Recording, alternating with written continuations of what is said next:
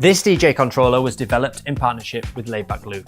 It can control up to 4 decks using DJ Pro from Algorithm with Neural Mix and Crossfader Fusion. More on that later. It plugs straight into your iPad or phone and has 10 times the functionality of a pair of Pioneer CDJs, usually found in DJ booths worldwide. But why should you consider buying this $500 controller, and who is it designed for? We're about to dive deep and answer all those important questions. Okay, first things first. Laidback Luke is a household name in the DJ game and is known for championing new technology. He's been in the game a long time and is always trying to utilize the latest technology in his DJ sets, something we love as educators. He's partnered with Reloop on this Mixtour Pro to create his ultimate setup. He even used it for his recent Tomorrowland sets, showing how this small unit is capable of handling some of the biggest stages. Right off the bat, here are some of the key things you need to know. It costs just shy of $500 or £400 here in the UK. This price takes it away from the real entry-level controller market, but it is cheap if you want to commit to this as your main DJ setup. I'm most impressed by its build quality and its feel, which I don't think the images really do justice. No, it doesn't have jog wheels, and it is intended to be used as the primary DJ unit by itself. This means you need to be a DJ who wants to use sync when mixing. There are manual controls, but they're really not designed for that. It's got a USB-C port with 85 kilowatt pass-through to connect to a power source and charge your device simultaneously. And it's also bus powered. It works across most devices, as DJ Pro is available for mobile, iPad, and desktop for both Windows and Mac. This also means you have access to millions of songs through streaming partners like Apple Music, Tidal, Beatport, BeatSource, and SoundCloud Go. The integrated 4-out USB interface with Cirrus Logic DA converters ensures 24-bit sound with low latency, so your mixes come through crystal clear. Right, let's get stuck into the walkthrough so we can highlight the functionality of this small powerhouse. So the Reloop Mixtour Pro basically looks like a tiny DJ mixer with loads of performance features embedded within the mixer. You'll see there aren't any jog wheels. It's not a traditional DJ setup. So this is really about programming your sets and utilizing these performance features with a program set, making sure your grids are all correct and that you know kind of what you're going to be mixing, because there's a lot of layers to this and there's a lot of functionality built in within this to make it a pro unit, but it's quite a learning curve to get used to where all those layers are. So let's run through some of the key basics to start with. Right, on this unit, you've got your standard up faders, which feel nice, and crossfader, which also feels quite nice. There's a nice bit of tension on the up faders. You've got transport controls here with the Q and the play button, which are basically rubber pads, but they've got a nice click to them and they feel good. Above that, we've got the sync controls to sync the decks together. And then we've got this in, out, and exit of the loop. This is a Laidback Luke feature that was added, so we can easily tap this on, tap again, and set a loop. Press it again to exit, as simple as that. Moving up, we have our traditional EQ controls, but these also double up as neural mix controls, which ultimately allows you to fade in and out the drums, the harmonics, and the vocals with these EQs, and you can toggle between having this on or off. So for example, if I've got this track playing now, I can take the drums out, the harmonics, or the vocals if there were any vocals, like this. But we can easily toggle this off and just use standard EQ controls. So it's really nice to have access to those two layers very easily. At the top, we have the standard trim controls or gain controls to boost the volume of individual channels. And then below that, we have our traditional low pass filter, high pass filter, which sounds really nice. As far as the browse controls go, we can simply turn this pot here and scroll through our library, load songs in by clicking the load, just like that. It's a 4-deck mixer, but I would say be careful because there are only 2 channels. To access the 3rd and 4th decks, you hold this mode button and press this, and you'll see that it goes red, and then that means we're on deck 3. And if we were to scroll through and load something, it would load it to deck 3. And now we're controlling deck 3. If I press this again and press load, it toggles off. it's one of those controllers where it layers the deck underneath, so you'd have to bring the fader back down and bring it back up. For all intents and purposes, I'd say it's very complex and you'll get very lost very quickly using this as a full 4-deck mixer, but it can be done. Now you'll see that the equipment has lots of different labels on it. When it's in a grey box like this where it says pitch bend or key match or auto loop, that's a shift function. And we can hold the shift button here and access any of the features in those grey boxes. When there's got these 2 arrows sort of pointing up to the right and down to the left, this is a mode button function. So we hold mode and then we can toggle between the different modes such as hot cue, bounce loop, pitch cue. There's even some hidden features where we hold both the shift and the mode to access stuff that's not even labeled, which I'll talk about shortly. First of all though, you'll see that underneath the transport controls, we have key match, so we can lock the keys of the 2 songs together. We have auto loop, so if a track's playing, we can automatically loop it, and that will be set to whatever's determined here on the loop controls. And then we can undo it by just pressing exit. We also have pitch bend, so you can manually nudge the track faster and slower if you were doing some manual beat matching. And that's the same for both the left and right side.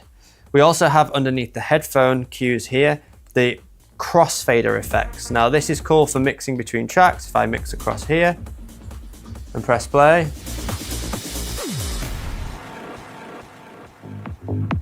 and it applies a crossfader effect. You can see the different crossfader effects by tapping here on the screen, and there's loads to choose from, and this is something quite unique for DJ Pro, especially all the different options that you have here. And that's how you would toggle that on and off, is underneath that headphone there. Then in this section, we have the effects controls. So these are traditional paddle style effects. So if you hold it down, you can see this is flashing. It means that the effect is active. The effects can be seen here on the screen. It says echo out. So currently, if I were to hold this, put this full, we get the echo out. Or I can just lock it on. And then we can choose between loads of different effects, and there are a lot in DJ Pro, by holding the mode button and then using these parameter buttons here. And we can toggle between the different effects that we have, such as tape echo. We can change the level, the dry wet. And then we can change the percentage, or if it was a different style effect, the beat fraction. So if I go to ping pong delay, we can then do that as 3/4 or a half, for example.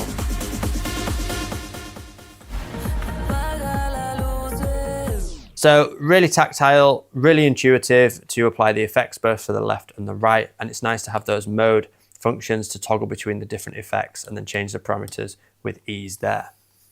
Because Laidback Luke had a hand in developing this, he hid some functionality within here that is like another secondary layer, things that he uses a lot. So let's run through what some of those things are. First, if a track's playing and we hold shift and bring the paddle down, we get this backspin, which is good for the end of your transitions, something that can be accessed at any point. Then a lot of the other stuff is if we hold mode and shift, we can do some extra functionality, in particular under the transport controls. So if I hold both of these buttons, to do some changing of the BPM, we can use these two, the play and the cue button. To toggle up, you'll see the percentage and the BPM going up on the display and back down again. And that's a good way of manually adjusting the BPM during your mix. Laidback Luke's also added some functionality to do with looping hidden under here. So if we've got a loop set, for example, like this, we can hold the mode and the shift button and we can change the in or the out point, or we can just hold the mode button and half it, double it, and that works on both sides. Or we can keep holding the mode button and then use this to change the out point.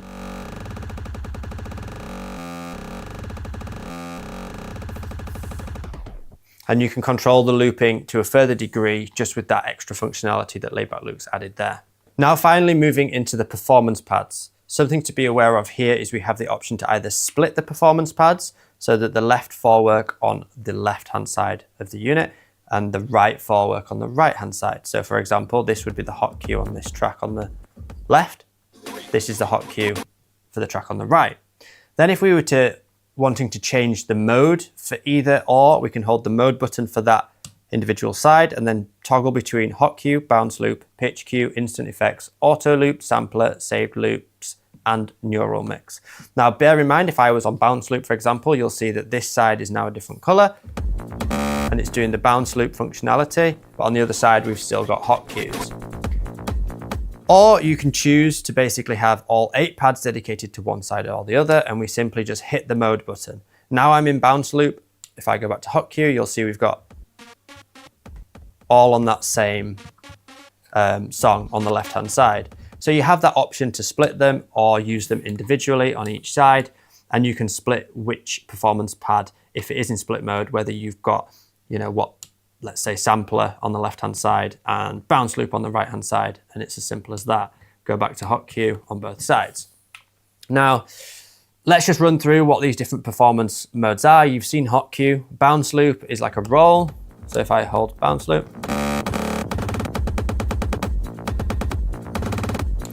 pitch cue, you can choose a cue and then you can pitch the track up and down. If I go into that mode fully, then we have instant effects.